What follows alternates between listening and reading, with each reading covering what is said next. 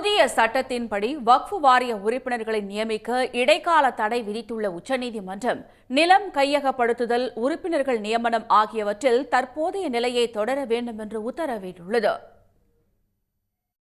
வக்ஃப் திருத்தச் சட்டத்திற்கு எதிராக தாக்கல் செய்யப்பட்ட மனுக்கள் மீதான விசாரணை நேற்று உச்சநீதிமன்றத்தில் தலைமை நீதிபதி சஞ்சீவ் கண்ணா தலைமையிலான அமர்வில் தொடங்கியது. பல்வேறு தரப்பு வாதங்களை கேட்ட நீதிபதிகள், இஸ்லாமியர்களை இந்து அறக்கட்டளை வாரியங்களில் அனுமதிப்பீர்களா? திருப்பதி தேவஸ்தானம், தேவஸ்வம் போர்டு உள்ளிட்ட அமைப்புகளில் இந்துக்கள் அல்லாதோர் உள்ளனரா?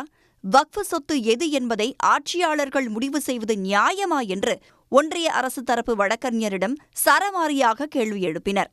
இந்த நிலையில் வழக்கு இன்று மீண்டும் விசாரணைக்கு வந்தபோது இந்த விவகாரத்தில் இடைக்கால உத்தரவு பிறப்பிக்கக்கூடாது என்று கேட்டுக்கொண்ட சொலிசிட்டர் ஜெனரல் துஷார் மேத்தா ஒன்றிய அரசு தரப்பில் ஆவணங்கள் சமர்ப்பிக்க 7 நாட்கள் அவகாசம் கூறினார்.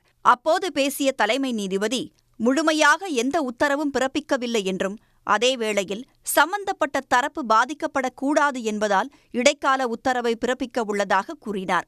எனவே புதிய சட்டத்தின்படி வக்ஃப் வாரிய உறுப்பினர்களை நியமிக்க இடைக்கால தடை விதித்த தலைமை நீதிபதி நிலம் கையகப்படுத்துதல், உறுப்பினர்கள் நியமனம் ஆகியவற்றில் தற்போதைய நிலையே தொடர வேண்டும் என்று உத்தரவிட்டார். அதனை ஏற்ற சொலிசிட்டர் ஜெனரல், வழக்கு முடியும் வரை புதிய உறுப்பினர்கள் நியமிக்கப்பட மாட்டார்கள், மாநில வாரியங்களில் நியமிக்கப்பட்டால் அது செல்லாததாக கருதப்படும் என்று தெரிவித்தார்.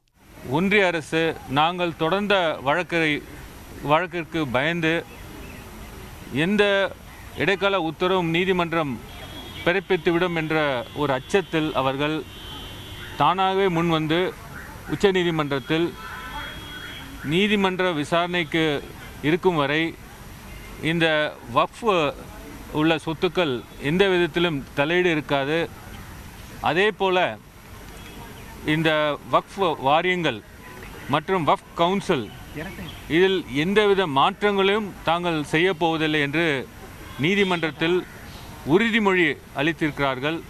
வக்ஃப் சட்டத்தை எதிர்த்து 100க்கும் மேற்பட்ட மனுக்கள் தாக்கல் செய்யப்பட்டுள்ள நிலையில் அனைத்தையும் விசாரிப்பது கடினம் என்பதால் 5 அல்லது 6 பிரதான மனுக்களை விசாரிக்க உள்ளதாக தலைமை நீதிபதி தெரிவித்தார்.